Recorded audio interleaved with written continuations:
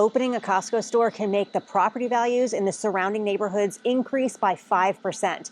In today's video, I'm going to show you the best neighborhoods surrounding this Costco in Cary, North Carolina. And case in point, the neighborhoods that we're going to look at had an increase in property value over the last year of 14% compared to only 4% in the town itself. Ooh, I've been needing more of these hangers. All right, so if you love Costco, you can just live right across the street. Now, it seems on a map like you would be able to walk to Costco from many of these neighborhoods, but I will just say that this 64, I would not want to walk across this. The Costco is actually literally sitting on the dividing line between Cary and Apex. So on the north side of Costco, you've got neighborhoods in Cary, and on the south side of Costco, you've got neighborhoods in Apex. We're going to look at the Apex neighborhoods first. Oh, look at this. We get right across. All right, so right across the street is Knollwood. Which was not on our list, but it kind of runs into one of the neighborhoods. So I'll just say about Knollwood, this is an older neighborhood. These were all built in like the 60s and 70s, and you can see a lot of these like split levels and you know, those kinds of floor plans that were popular back then. They do have really big lots in here. And this neighborhood has always held its property values really well just because of the location is so good. So, the lots are just huge. I mean, they're generally like half an acre.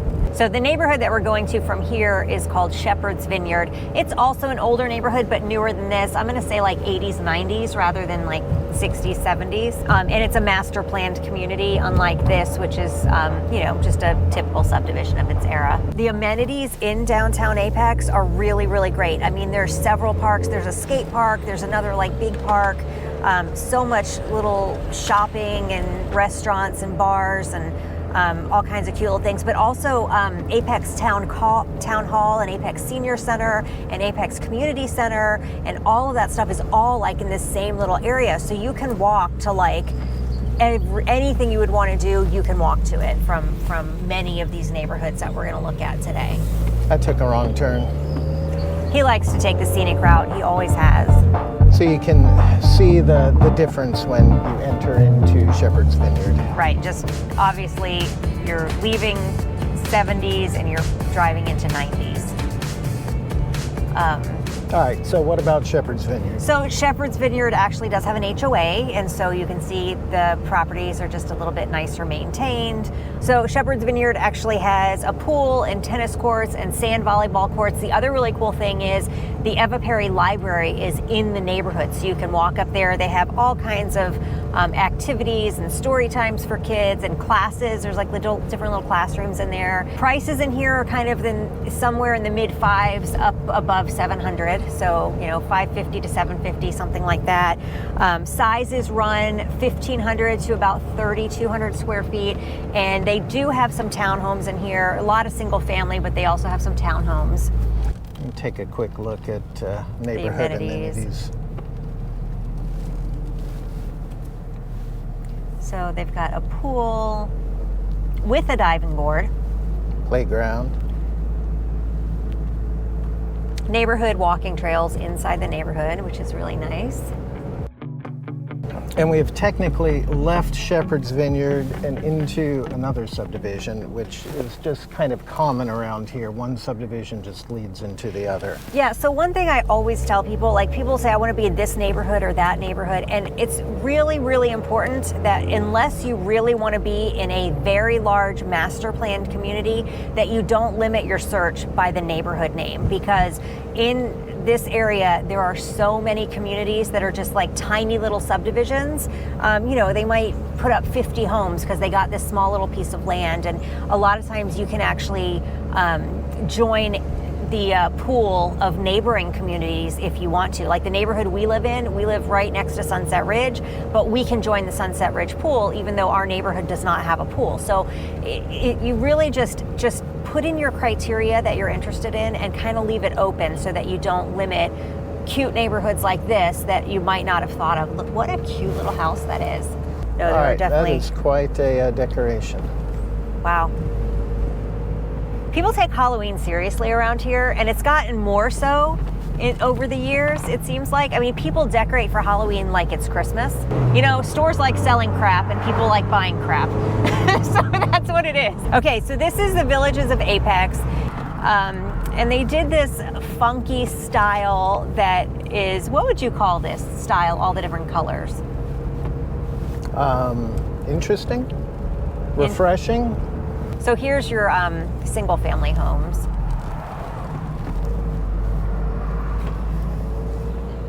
So Villages of Apex is from like the high 300s up into the 800,000 type range for the single families. And this is actually an incredibly cool neighborhood. You've got the pond here. But I love the streetscape. I just, yeah. I mean, front porches that are right up on the sidewalks. So you can sidewalks. say hi to the neighbors as they walk their little puppies. And then there's a lot of townhomes in this community. So this community has a pool, a clubhouse, a lake with a walking path around the lake. That was what we just passed there. You can actually walk to, like I was saying of the other one, but this one's really close to downtown Apex, and walking to the community center and the senior center and all of the parks that are over there. Rogers Skate Park, Hunter Street Park, all of that stuff is like super close to this neighborhood. So this is really a great location. It really is. But 64 is right down there, and you're just 3-4 minutes from Costco. But these houses that have the alleyways in the back, so they have garages, they're just in the back and accessed through an alleyway. Well, that's a beautiful street there that nobody can see. You want to go down it? We should go down it. Super pretty. Yeah, turn around. Let's go down it. So this is a really pretty street here. Oh, we're on Windy Road. Or windy. Windy or windy. Okay. Yeah, this is super cute. I love the Victorian elements thrown in there. Yeah. Just adorable. There was a short period of time in the area when builders were doing the Victorian thing. It didn't last long. Like Scott's Mill has a bunch of those. I think they didn't maybe sell as well as they were expecting, because I have sometimes seen like anything with those Victorian elements sit a little bit longer on the market, and I'm not sure why. I think they're just adorable and unique and different. I just like things that look different, Yeah, the Victorian gave way to the Craftsman, and right. We've kind the Craftsman was very popular in that era, which was like mid 2000s. Yeah. To kind of that was super popular. And now what are we doing? Now we're doing like modern farmhouse. That'll be the 2020s look. Yeah, like that. I don't know if the camera picks it up, but it's so adorable. Oh, so cute. All right, so Haden Hall. Are you interrupting? I'm interrupting you. We're going into Haden Hall. Okay, so Haden Hall, this is again built in the 90s. Prices are somewhere between the 300,000s and the 900,000s. You've got townhomes, you've got single families, you've got nice lot sizes. Look at these big front yards, and they also have big backyards. This is actually walkable to Beaver Creek Shopping Center, which is the kind of largest shopping center in Apex, that has all of your like big box stores and a movie theater and all of that. So you can walk to there, and there's sidewalks in the neighborhood. They also have condos in here, so we got condos, townhomes, and single family in Haden Hall. Haden Hall has a pool and clubhouse. They've got walking trails in the neighborhood, and they've got tennis courts as well. And Tuesday is trash day. And Tuesday is trash day, but it's always trash day when we go out shooting video. It's always trash day.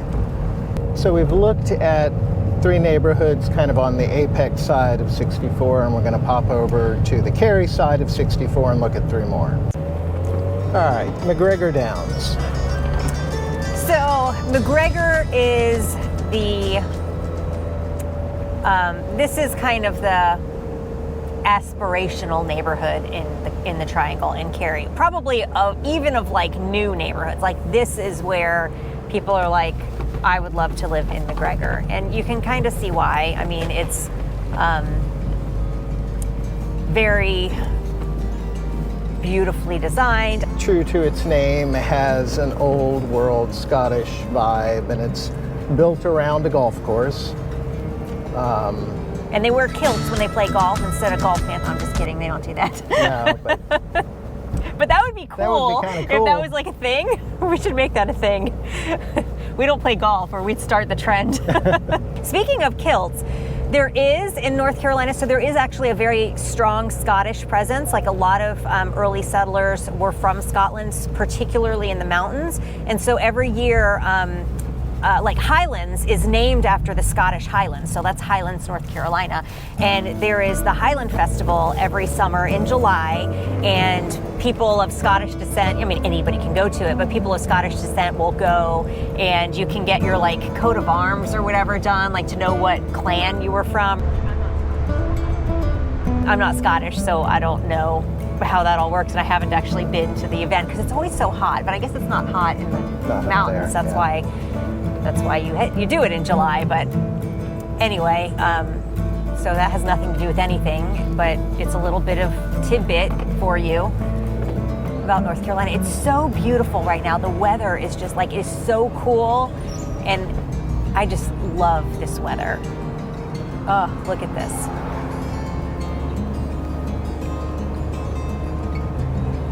So you've got the country club kind of right in the middle of the community here. And a lot of these homes were built, like you've got homes that were built in, starting around the 60s. I don't think there's anything earlier than the 60s, but a lot of homes were built in like the 60s and 70s. But there's even like your occasional lot that you'll find with new construction on it here in McGregor. Yeah, it's a very eclectic neighborhood. Well, it's been it's built up over a long period of time, so it is very eclectic. You've got lots of different little neighborhoods within the subdivision, and different styles of houses. Yeah, you've got one level ranches, board and batten siding. You'll have modernist houses. You'll have Tudor-looking houses. And prices are some of the highest in this area. They range from right around $400,000 for a small townhome, up to about $4 million, and sizes are somewhere around 1,300 to like 12,000 square feet. So you've got runs the complete gamut of all types of different housing in McGregor. It's upscale, but it's also very down to earth, I guess. You Yeah. know what I mean? Like it is very down to earth. It feels like your quintessential American, like lovely neighborhood, you know? So, in quick succession, modern, Tuscan, another Tuscan,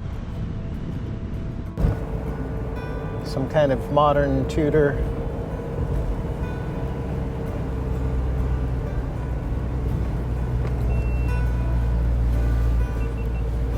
Is that turning off? Yep. Are we out of battery? Yep. Do we have another battery? Yep. Oh, good. I guess we're done with McGregor. All right, so this is Pickard Point or Pickard Point, and I don't know how to pronounce that. Do you know how to pronounce it? I have no idea how to pronounce it. It all depends. Is it Jean-Luc Pickard or Jean-Luc Pickard. Mr. Pickard. I like Jean-Luc Pickard. Let's go with Pickard Point. Pickard Point? Okay, and if you know who Jean-Luc Pickard is, say it in the comments because you're my friend.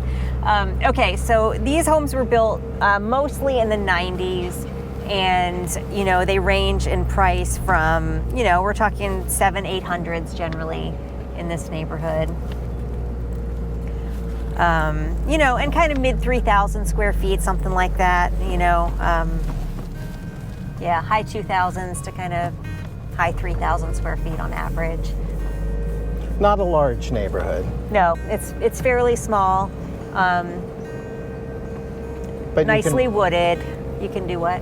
Or you can just walk down the road to the Apex Community Park. Yeah, that park is just a fantastic park, and all these neighborhoods around here that are close to Costco just have really good access to it. So it's almost like it doesn't even matter if your neighborhood has amenities, and that's why it's so good to just kind of keep your searches open.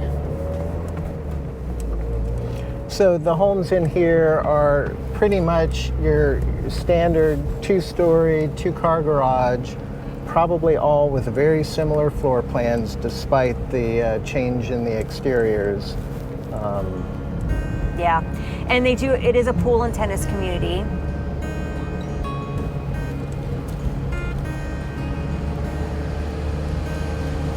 Yeah, and these floor plans are probably all very similar, like you were saying, with the central hall with the stairway, and then, you know, dining, kitchen, living. kitchen, family room down, master, and other bedrooms, and a bonus room up. Right, Not probably a master pretty standard. bedroom, a primary bedroom. Primary bedroom up. Primary yes. bedroom up.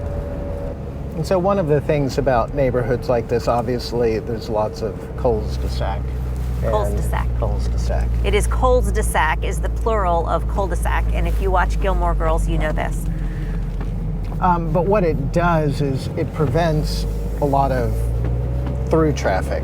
I find it very strange that the plural of cul-de-sac is cul-de-sac. Plural of cul-de-sac is cul-de-sac? Yep. I find it strange. You do?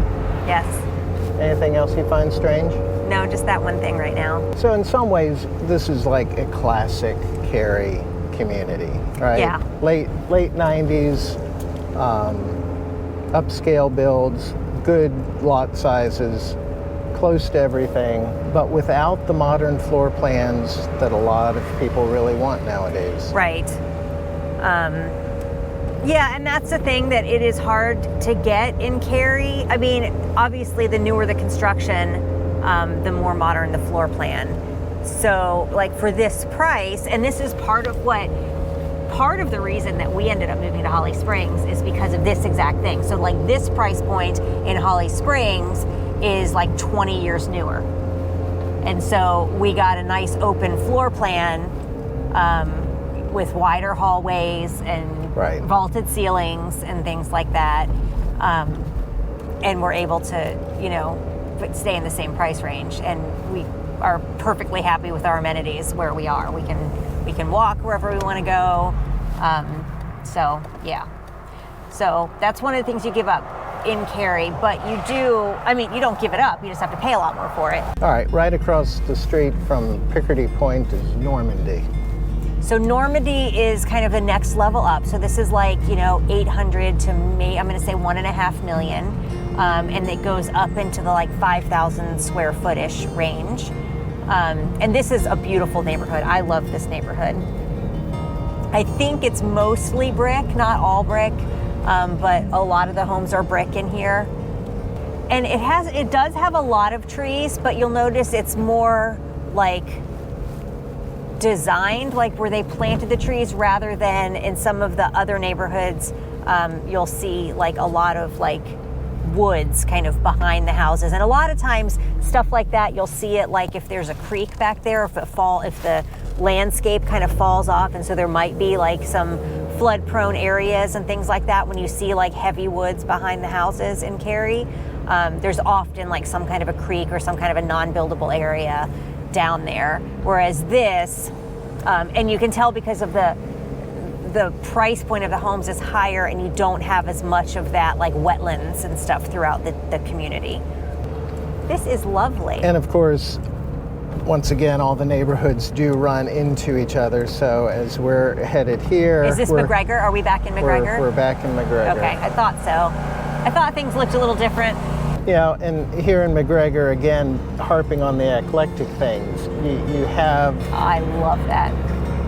You have the ability to take smaller homes from the 70s or 80s and really update them, because you're simply not going to price them out of this neighborhood. That's the thing that I love, because there's so much character in the older homes, and you can add on to them. You know, if it's $2,500, I mean, you can completely redesign it, add on, restructure the whole front so you can have a big open walkway. You know, just and you have the lot sizes to do it in here. Right, and so you get to keep all of the beautiful trees and the large lot sizes and everything that comes with the older neighborhoods, but you can update it for today. All right, so if you had to choose one of these neighborhoods to live in?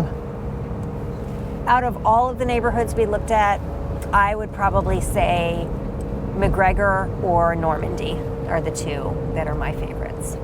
I like McGregor. I like McGregor too. It's just probably the number one, yeah. And I would probably buy one of the older ones rather than buying a newer home or building something. I would buy something older and remodel it.